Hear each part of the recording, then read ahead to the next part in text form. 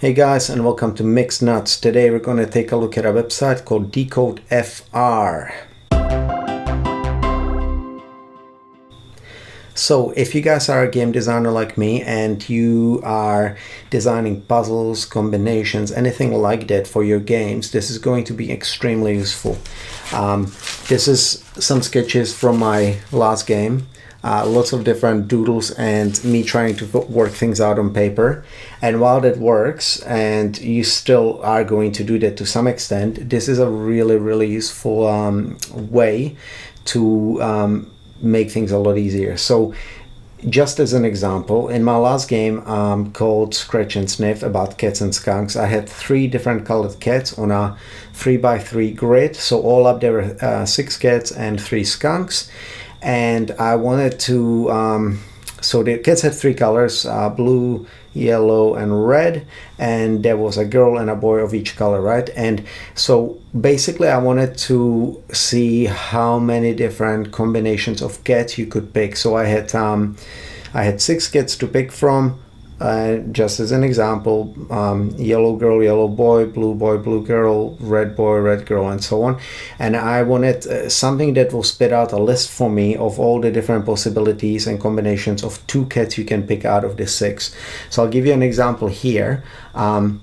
You've got, let's say you want to pick 2 items out of 3, and we have something like, I don't know, we'll just do like this. We'll do truck,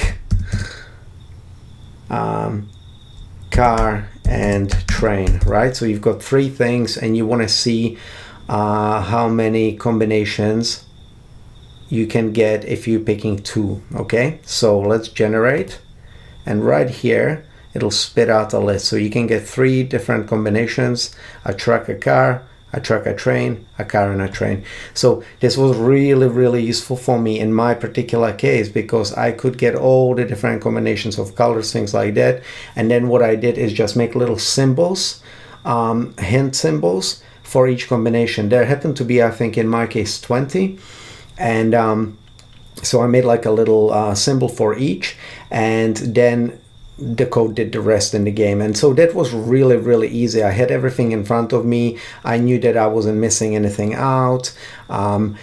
Sometimes I feel like when it comes to particular puzzles, it's better to tone them down and simplify a little bit and have things almost have the possibility of having it hard-coded or in front of you or written down, so you can see that the puzzle is always solvable.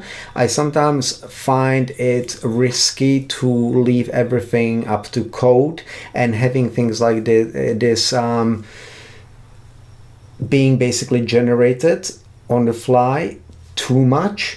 I like to have a certain amount of control over the solutions and things like that, and I want to be able to test everything. So let's say in my program I could then go test symbol 1, symbol 2, symbol 3, test all the combinations and see if my clicks or my taps and my answers are accordingly, whether they're actually solvable, whether they work, whether there are any bugs, whether I've made any mistakes. So I think that for something like that, this will give you a good amount of randomization, and it will help you out a lot. So just so you know, this site is, if you load up the site, just going to decode.fr, then it's going to load up in French. However, if you type in the / combinations, I will leave the link in the description, then it will take you to what seems to be like an English translation. If you do use it in Chrome and you visit decode.fr, it will ask you to translate the page, so you can do that as well. And I think there are some other things this site does, or other code type tools that you can use, but this one was particularly useful for me, so I just wanted to show you guys, because if you are designing games or anything, puzzles, this will really help you out in certain cases. So hopefully you enjoyed this video, guys, and I will see you in the next episode of Mixed Nuts.